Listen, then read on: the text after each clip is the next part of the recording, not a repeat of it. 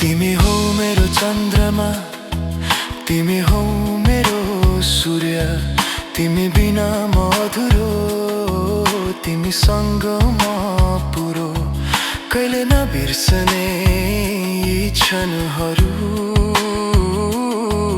कहिले नसकिने यो मेरो प्रेम। तिमी मेरो हुन सधैँको लागि।